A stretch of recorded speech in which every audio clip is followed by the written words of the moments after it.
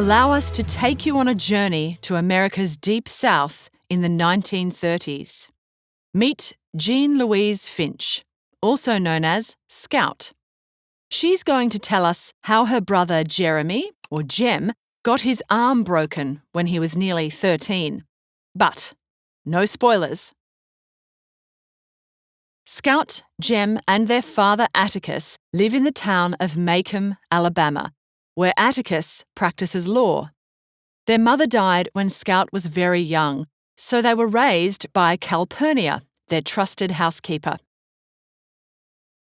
Macomb is a safe place where kids can play in the street. Those were the days.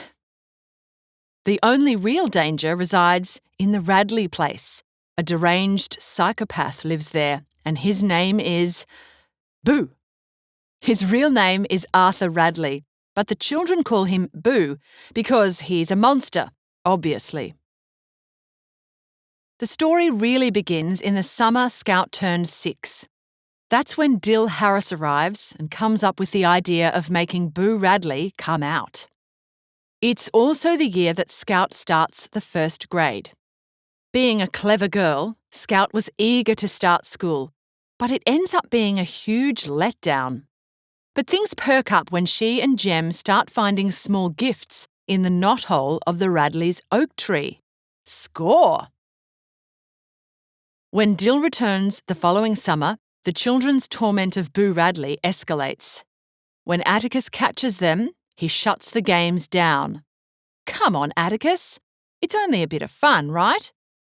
The next time the children snoop around the Radley place, Boo Radley's brother Nathan fires a shotgun over their heads, and Jem loses his pants.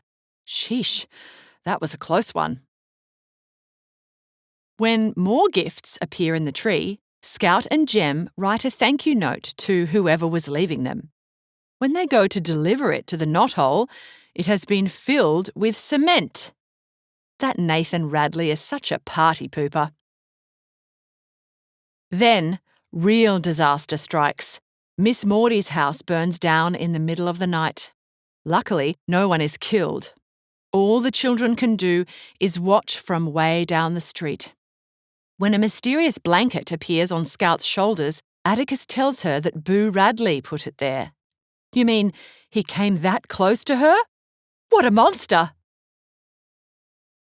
But the Finch family has bigger problems. The entire town seems unhappy with Atticus. He's defending an African-American man in an upcoming trial. His name is Tom Robinson, and he's been accused of a terrible crime.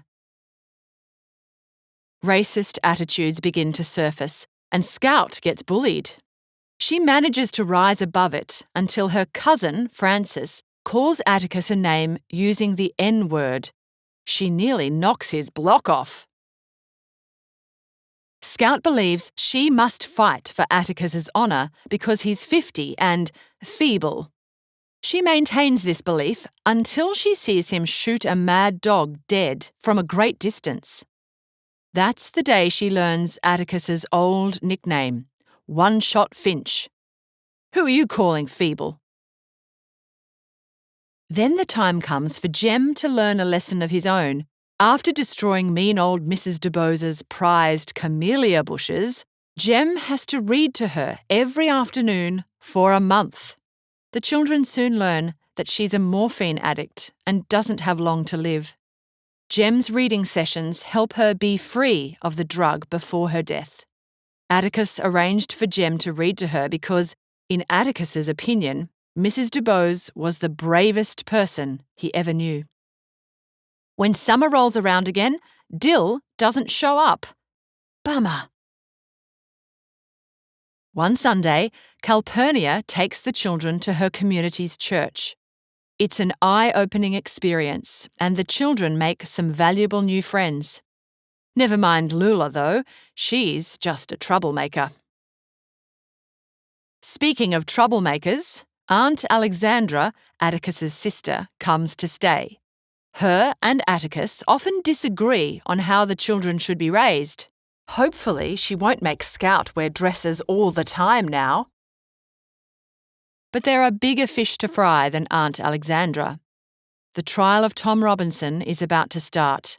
He's been accused of raping a white woman, and Atticus is his defence attorney. Tensions are building in Maycomb, and the children feel targeted. It's a good thing that Dill rocks up unannounced. At least the three children can support each other through this rough patch. And what a rough patch! When a lynch mob tries to snatch Tom Robinson from Maycomb jail, the children step in. Atticus was guarding Tom's cell, but the only thing that really stopped the mob was Scout. Her naive friendliness to a man she recognised probably saved many lives that night. When the trial begins, the children are eager to watch. Tom Robinson is on trial for his life, and Atticus has a tough job ahead of him. Atticus expertly picks apart the phony testimony of Tom Robinson's accusers, the Yules. He reveals Bob Yule to be a violent, racist fool. As for his daughter, Mayella, the alleged victim, Atticus shows the court what a desperate liar she is. In fact, it's obvious that Bob bashed Mayella, not Tom Robinson, who can only use one arm.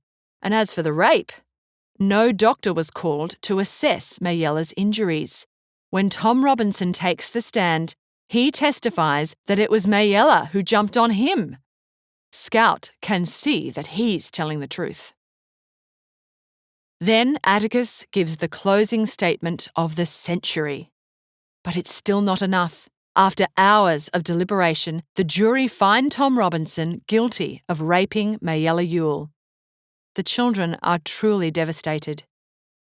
Tom Robinson's community thanks Atticus by leaving mountains of food at his back door the following morning. The gesture brings Atticus to tears. But Bob Yule now has a score to settle. He spits on Atticus and threatens him in the street. Are these empty threats, or is Bob Yule dangerous? Then things take a turn for the worse. Tom Robinson is shot dead while trying to escape prison. When Maycomb's townspeople react cynically, Mr. Underwood has the last word. He writes an editorial in the Maycomb Tribune comparing Tom's killing to the senseless slaughter of songbirds by children and hunters. Hey, is that what the title of the novel is referring to? After a little while, things seem to return to normal. Scout is excited for the school Halloween pageant and her stage debut. She'll be dressed as a ham. Her costume is more like a ham-coloured wire prison, but it'll do. Jem escorts her to and from the school for her big night. On their way home, Scout decides to keep her costume on. And it's a good thing she does. Jem and Scout are attacked in the darkness, and her costume shields her. Poor Jem isn't so lucky. When another stranger joins the scuffle, their attacker is flung to the ground. Through her ham's eye holes, Scout sees the stranger carry Jem home. Jem is alive but unconscious and has a badly broken arm. Who would do such a thing? Then Heck Tate, the sheriff, delivers the shocking news. Bob Yule is lying dead at the scene with a knife stuck in his ribs. He asks Scout to recount what happened. When she points to the man who saved them, it takes her a minute to realise who he is. It's Boo Radley. Boo stopped Bob Yule from killing the children, stopped him for good.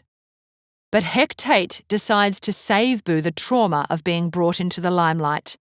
He's a shy one, our Boo. The record will show that Bob Yule tripped and fell on his knife, and that's final. Atticus tries to object, but Heck Tate stands firm. Scout sums it up neatly. Shoving Boo into the limelight, even as a hero, would be like shooting a mockingbird. After she walks Boo home, Scout surveys the neighbourhood from the Radleys' front porch. She sees things from Boo's perspective, and the events of the last 3 years flash before her eyes. She realises that it was Boo who left the gifts in the tree, and feels sad that they never gave him anything in return. What a story she'll have for Jem in the morning.